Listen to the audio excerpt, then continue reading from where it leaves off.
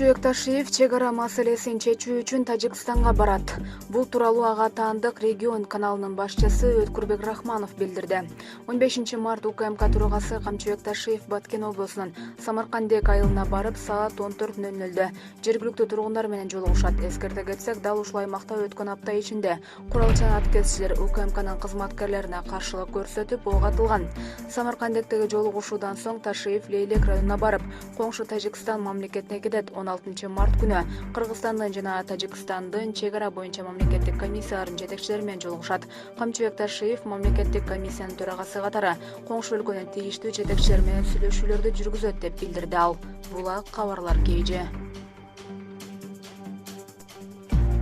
Мелис Мырзакматов: Ошто шайлоо таза өтпөйт. Ош шаарынын мурдагы мэри Мелис Мырзакматов бул тууралуу журналист Адыл Акжол уулуна берген интервьюсунда айтты. Ал 12 мартта президент Садыр Жапаров менен жолугуп, шайлоого байланыштуу маселени талкуулаганын билдирди.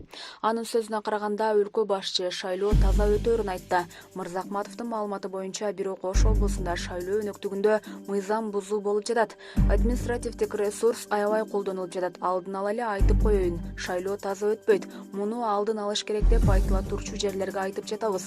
Бишкек менен Ошто шайлоонун айырмасы ат менен төөдөй. Бишкекте таза өтөт, Ошто андай эмес деди.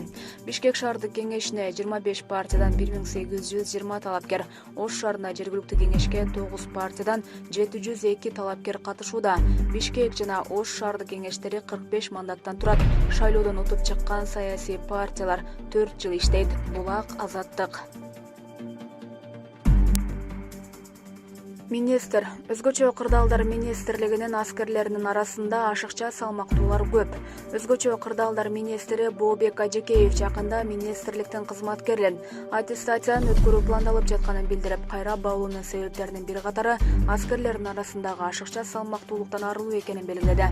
Аттестацияны өткөрүүгө бир нече себеп болду. Мен министр болуп келгенде эле көзгө илингени аскер кызматкерлеринин көбү ашыкча салмактуу экен. Экинчиси, алардын билим деңгээли бир аз төмөндөп деди министр.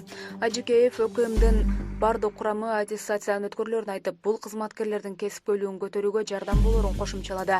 Министр аттестация боюнча видео кайрылуусун мекеменин Facebook'тагы баракчасына жайгаштырды. 29 январда Жапаров жаңы мамлекеттик кадр саясаты жөнүндө жарлык чыгарган. Өкмөт башчы Улукбек Марипов бул жарлыкты мамлекеттик жана муниципалдык деңгээлдеги кадрларды тандоо жана иштетүүнүн системасын жакшыртуу максатында деп түшүндүргөн. Учурда өлкөдө район акимдерин кайра баалоо жүрүп жатат. Булак Азаттык. Референдум өткөрүүгө 55 миллион сомдон ашык каражат сарпталат. Жаңы конституциянын долбоору боюнча өтчү референдумга 55 миллион 642 миң 300 сом бөлүнмөкчү. Бул тууралуу БШК маалымдады. Комиссия жыйында чыгымдарды бекиткен. Эскерте кетсек, өткөн жумада Жогорку кеңештин депутаттары 2 жана 3 окууда референдумду 11 апрелде өткөрүү боюнча мыйзам долбоорун колдоп берип, президент Садыр Жапаров мыйзамга кол койгон. Акча төмөнкүчө бөлүштүрүлдү. Айлык акы 5 миллион 758 миң 660 сом, соцфонд 848 миң 740 сом, жумушчу сапарлар 11 миллион 545 миң 600 сом, байланыш кызматы 900 миң сом, транспорт чыгымы 1 миллион 300 миң сом, чарбалык максаттарга керектелүүчү материалдар 4 миллион сом, башка чыгымдар 31 миллион 289 миң 300 сом. Референдумда Кыргызстандын жаңы конституциясын долбоору үчүн макулдук берип же каршы пикир билдирүү керек. Сунушталып жаткан баш мыйзамда президенттин ыйгарым укуктары кеңейтилген. Булак Кыргыз кабар.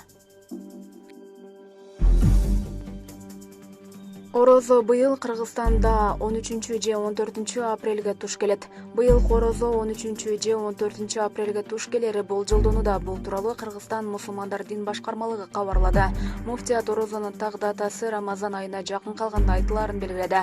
Рамазан айы ай жаңыргандан тарта башталат. Себеби ай календары Григориан календарына караганда 11 күнгө кыска. Буга байланыштуу Орозо жыл сайын өткөн жылга салыштырмалуу 11 күнгө эрте башталат. Мисалы, былтыр кыргызстандыктар 24 апрелден тарта ооз бекиткен. Бул 2019 жылга караганда Орозо 11 күн эрте башталды дегенди билдирет. Булак Кыргыз кабар.